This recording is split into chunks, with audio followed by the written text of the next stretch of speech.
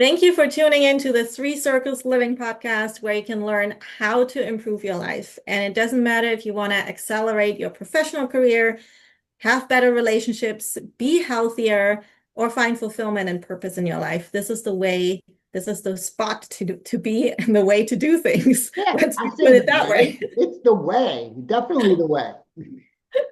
It's a great way. So make sure to share it. And if you have any feedback, any questions, please leave them in the comment section. We would appreciate it. And it's actually very valuable to us to hear from you. And today we have a really important topic. We're going to go back to the health piece of everything. And our topic, our title, what we called it, is what your doctor can't tell you. And the wellness dichotomy. I can't Di- even say it right. Dichotomy, yes. There you go. It's Um, spell dichotomy. You see that? yes, That's a I whole have to get different it right. thing.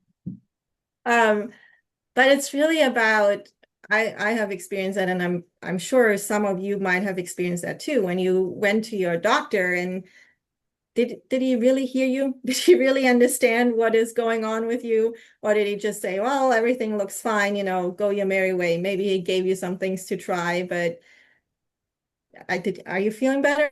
Did you do better? And it's really not that he doesn't want to do it or want to help you. It's he can't tell you. It's not that he doesn't care, it's just not his job to do it. So Todd, I know it's a very specific topic for you too, but why don't you share a little bit of why it's not their job? Yeah, I think the first thing that's important for us to say is that nothing about what we covered today is making an effort to put doctors in a bad light. Um, we are very, very fortunate to live in the most advanced medical age in the history of the world. We have stuff that's unbelievable, that there's so many different kinds of advanced medicines and procedures and detections and things that nobody could have imagined, right? It's Star Wars compared to what someone could have thought of 50 years ago, let alone 100. But we can't set aside the fact that despite that, and we'll look at our country, the United States, we're one of the worst in health outcomes in the world. In the developed nations, we're like disgustingly low in the result of how healthy our population is. But the point I'm making right now is that is not the doctor's problem. They didn't do that, right? So I'm not a an anti-medical person, even though I am clearly a wellness person, right? So, Chris used the word health. We're taking it to wellness, right? So health is the health circle. Wellness is an entirely different thing. So before we even get into the doctor thing for a bit, and it's going to be less about the doctors themselves, although we'll touch a bit about why they can't talk to you about certain things or don't know certain things. But it's more a systemic thing, and we'll touch on that a little bit. And really, it's understanding a little bit of a balance.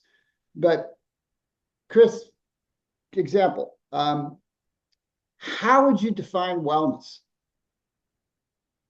Ooh, I would define wellness, being well, feeling well in all areas of my life, in mentally, physically, but also like how my behavior and my relationships, like how is my well-being with my family, with my friends, and in those pieces, but also like in my day job, like professionally. Am I well? Do I feel well? Like that's a big part for me.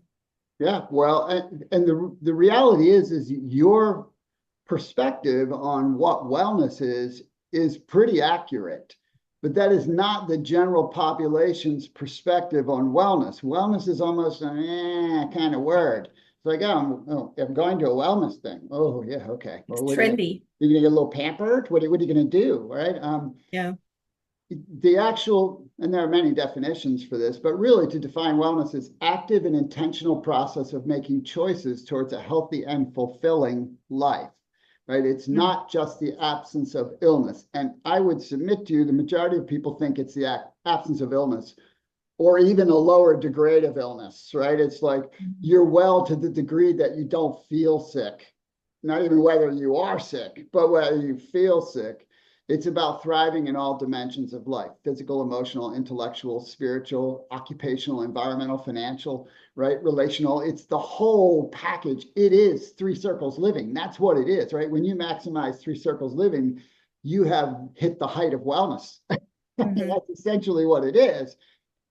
But back to the dichotomy, people are looking to the medical system for wellness.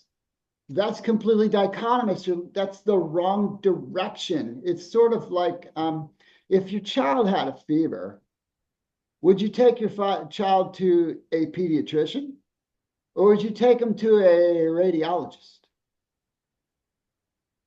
That Hmm. seems like a dumb question, doesn't it? I mean, you take them to the pediatrician. Why? Because the radiologist doesn't know anything about the child and the state of the child, right? So they're both doctors.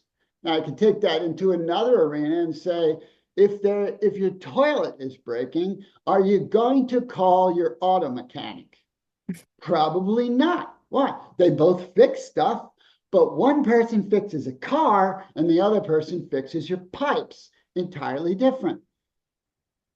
So if you look at the context of what the medical system's job is, Mm. it's when you're sick. Sure, they've introduced new detection. That's part of the system, right? It's part of the system.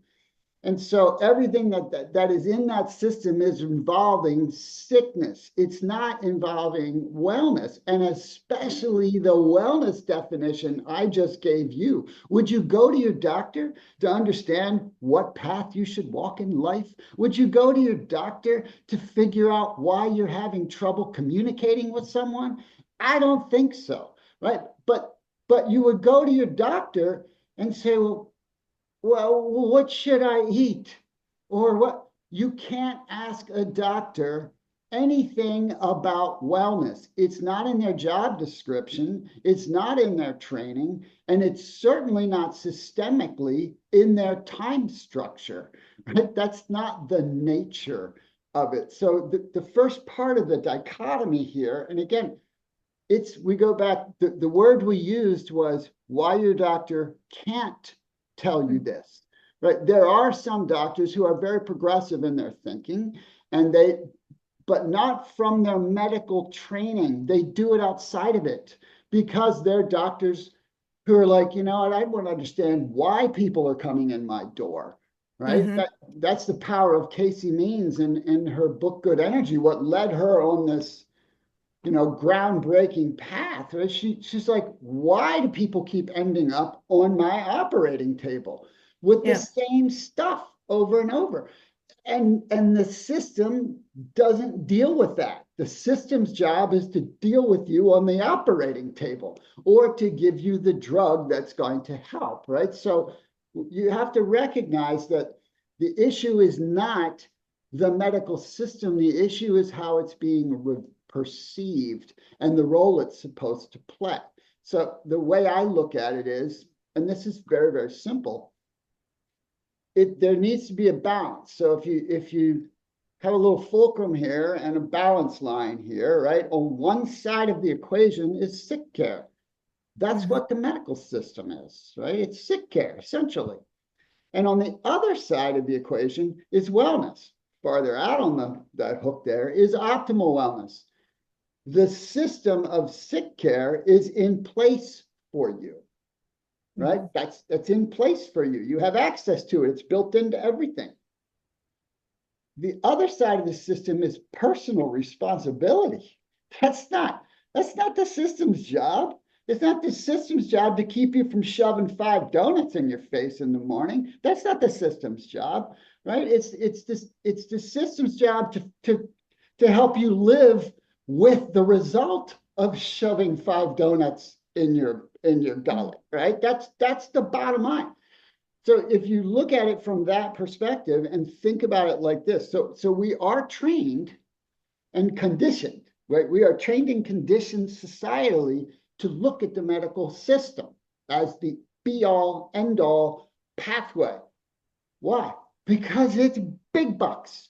It's big bucks, right? So you have big pharma and it's big pharma, right? And so big pharma has no problem with you eating a donut because that means you're going to be marching on down and getting one of your 14 prescriptions a year, which is what the average American takes, Oh, because that's what's going to happen, right? Your system's going to get blown up, right? And I'm using a donut. I probably shouldn't just throw the donut under the bus. You could throw the whole thing under the bus, right? There's a million different things that are lifestyle choices that are going to put you more into the system. But from a balance perspective, the way it needs to operate, first you have to understand that the system is there for you when your actions to take care of yourself are failing. But mm, part of the problem is the dichotomy of the responsibility. And this is why, and so again, I'm not against the system. I'm grateful for it. I would have died a year ago if it weren't for the medical system because of, I'm hurting myself in such a way that I couldn't take care of that myself.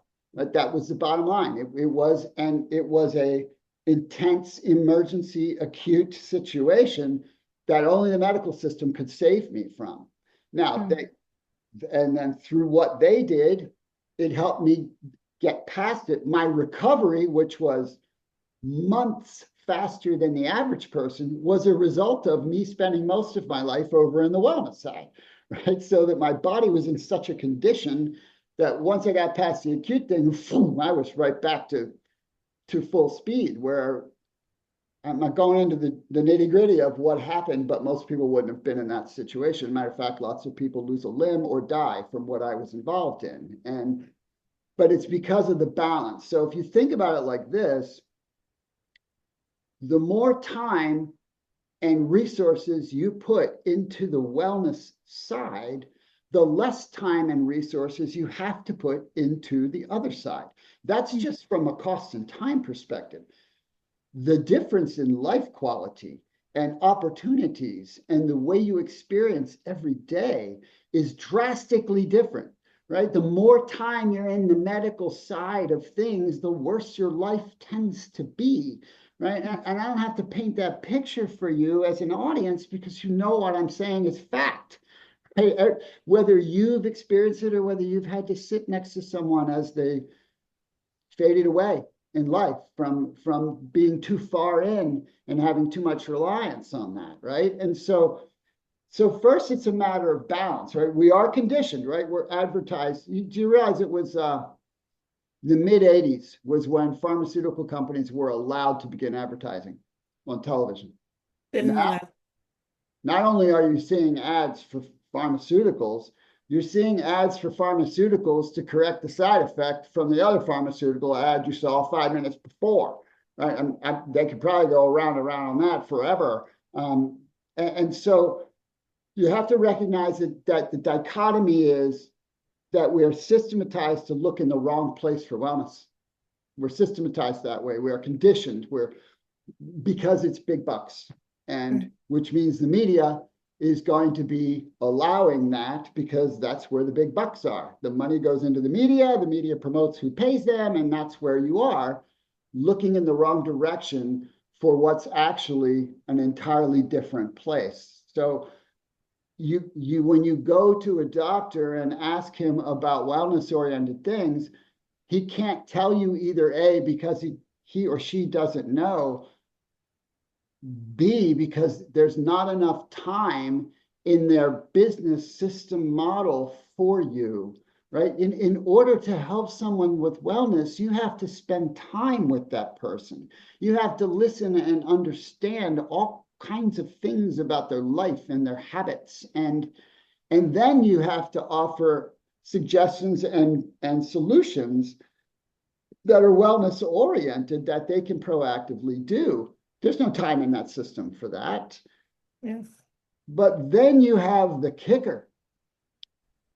The medical community, they're extremely vulnerable to lawsuits. That's why malpractice insurance consumes, I think it's somewhere like 2 to 3 months of their salary a year is just malpractice, right? So if they don't know about something, they can't say it's okay.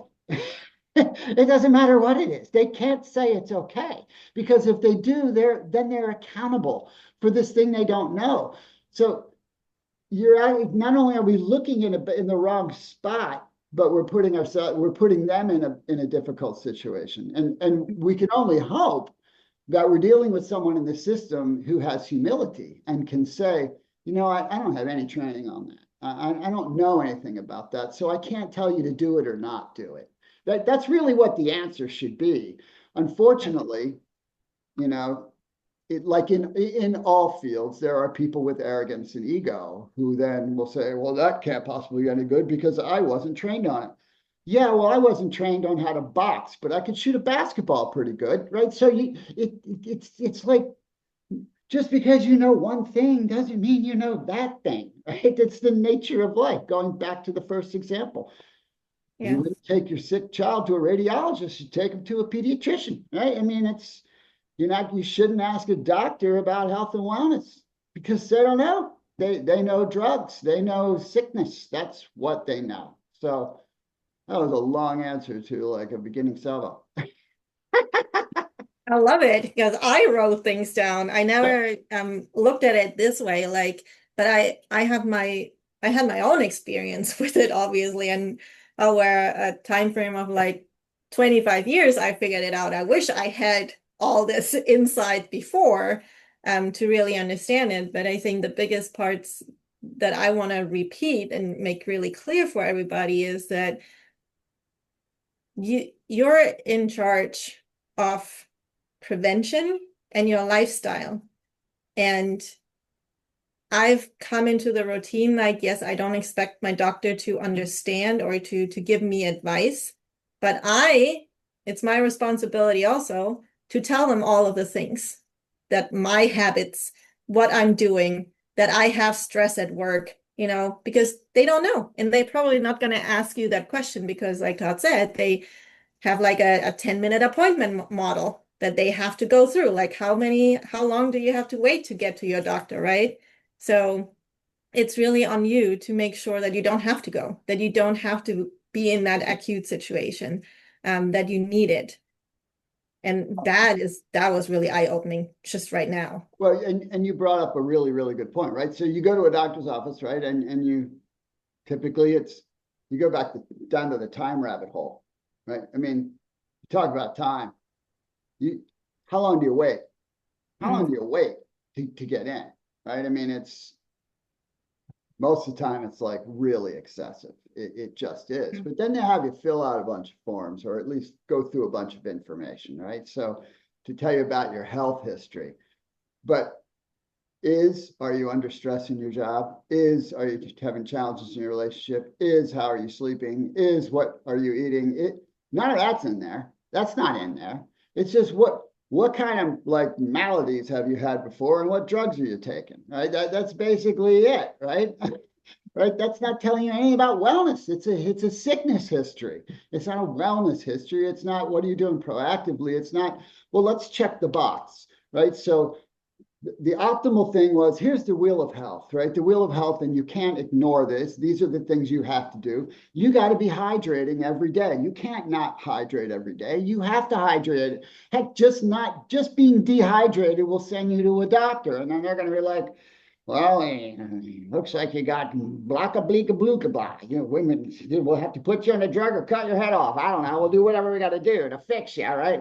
How about you just drink some water, right? So, but that's not in the equation, right? It's not in the equation. So you got to hydrate at least 3 liters of water a day, right? I mean, you got to be flushing it. You can't store that stuff, and it's crucial. And then you got to be moving your body, right? If you don't move your body, you ain't gonna be able to move it at some point. It's just gonna get worse and worse and worse and worse, right? It's the way everything works. If you don't use it, it doesn't work anymore. And so you have to move your body. And So that's a crucial part of the piece. You know what I mean? You have to be a gym rat and you Mm. have to get rest. You have to. That's not an option. And then you have to put lots of nutrition in your body in both categories. You have to eat quality food, right? You got to eat lean proteins. You got to eat fresh vegetables, fresh fruits, right? You got to eat that kind of stuff. And you have to complement your diet with supplements because you're not going to get enough nutrition from that stuff. You're going to get enough, there's plenty of macronutrients available, right? You can get all the fat and carb and protein you want, but you can't get enough micronutrients. That's not in the food supply. And so you've got to put those five pieces together for wellness. The doctor's not able to talk to you about those things. Yeah. You have to do those things. But the more you put, right, so some people think taking care of yourself, that costs money. Gym membership and taking vitamins and eating higher quality food. Well, I will admit that higher quality food costs a little bit more than crap. But I mean, maybe you have something more important in your life than your health. Probably not. No. Maybe, I don't know. Maybe you do. Or the health of your children. You know when heart disease starts? Mm. You know when it starts? No idea, but probably young. Teens. It Hmm. starts in your teens, right? You know, when you find cancer, it's been growing 7 to 10 years. When's Yeah. diabetes start? Well, considering 30% of teens in the United States are pre-diabetic, apparently it starts right then. It's probably starting in toddlerism, but based on what's happening, right? So the bottom line is that we have to be wellness focused because our doctor can't do that for us. They can't, and we don't want them to, right? You only want to be going to a doctor when you have a problem that you have not been able to deal with through your wellness activities. And I will tell you, that's not going to be many things. You won't need to go very much. You won't, Yep. you're still going to have to shell out money for life, for health insurance. You will, because it's exorbitantly expensive to get sick, and you need that, right? I mean, cancer, it costs you anywhere from 100 grand to 1 million. That's what it costs you. Considering estimates are that 30-50% of the population will get cancer at the rate we're going. You see what I mean? And Yeah. you can greatly reduce those odds and increase your quality of life, but you have to change the balance, right? The dichotomy is people are conditioned to look in the wrong direction Yeah. for wellness information. You know, when you are prescribed a drug, they tell you make sure you don't eat any grapefruits. Why? Tell me specifically. Don't tell me not to eat a grapefruit. What? Because what? Grapefruit is the only thing in the world that has whatever I'm not supposed to get in it. No, tell me the specific nutrient, and that interferes with this drug, because then I can make a proper choice. Because okay, well, maybe I have to limit that nutrient that would interfere with this drug. But what happens to me if I don't get that nutrient? How long Mhm. can you go? Right, if you don't get certain levels of certain things over a period of time, you die. So maybe you can keep the drug, right? But you know what they never talk about is when you take this drug, here's what nutrients you need to counteract the damage it's doing in your system. Yeah. Nobody talks about that. Why? It's not in the program. It's not, because that's a wellness thing. That's not the other side. Yeah. It's never being talked about, like what is actually being depleted. And is it also already low? Like even getting tested for it, right? Do you need do you need more than just your diet? Because that's a whole other thing, right? Like just eat healthy. Okay. Yeah. Is that enough though for all the things that are going on in my life and what I'm dealing with? Probably not. If I listen, no matter where I go, everybody's so busy. Well, then you probably need some extra support because your body cannot handle all of that busyness and stress anyways. But also like to your other point, like with the doctor and the timing there too, when you when you know more about your wellness and you can come in and you can help, you can have a partnership with your doctor. He can help you better if you understand why, not why, you don't need to do that, but your body better, right? That it's not normal, or when it's occurring, or if it's a reaction after something specific you're eating or doing. Like once you know that, you have more information that you can give your doctor, and your doctor can be more specific in helping you, at least in this part with the sick care. Instead of just randomly giving out like, oh, let's try this drug. Like I've been there. Oh, let's try this one. I don't know if it's gonna work, but let's try it. If it's not gonna work in a month, come back and we'll try another one. I don't want that. Like, I don't want to be a guinea pig. Yeah, yeah. I mean, and we have to be our own advocates. And the more Yes. you are wellness aware and wellness focused, the less accepting you are of just anybody in the medical system, right? Then you can become more selective, because if you are not someone in the medical system that is thinking along the lines of how I can really help this person and what is their life like, now you got to advocate for that. Yeah. But you know what? You can find a different doctor. Right? The system won't change unless we don't accept the behavior of that system. But again, I want to emphasize, it's not the system's, it's not built to keep you well. It's not what it's for, right? It's to take care of you when you're sick with the tools they have, Yeah. right? That's it. And so you need to recognize that. And you can't depend on a sick care system to keep you healthy. What they do is things that allow you to survive as long as Mhm. possible with whatever you're dealing with, except for circumstances like a bacterial infection, which they can give you an antibiotic and it'll get cleared up, of course, right? They won't say now your internal gut flora will be destroyed and you really ideally need to flood your body with probiotics 2 weeks afterwards, and you need to cleanse your body because it will have a significant effect. They Mhm. don't tell you that, right? Why? Because that's wellness stuff, right? And so again, it's not the fault of the system. I'm not a the system is bad kind of guy. I'm grateful that we have that system for when you need it, but most people shouldn't need it to the Mhm. degree that they need it. That's the bottom line. Agreed. Yes. Yeah, there's a lot that you can do to not need it. There's a lot in your hands. So I know that was a lot of information, and I'm voting that we're gonna do a part two and maybe even a part three on this. Up to part 10. I don't know. Yeah, yeah. We got a lot of rabbit to go down in this little hole. There definitely are. But like for this week, like think about what Todd specifically was talking about, and try and listen to your body. Like notice when something feels off, um, instead of like just pushing through it, because here, like definitely know that one. Um, and try to understand what is it telling you, right? Just be aware. Like we're coming back to this piece. Be aware. That's like the exercise for this week, if you want to accept it. And it's always your choice. It's always your choice. We're See you just next time, here everybody. to help you. See you next time.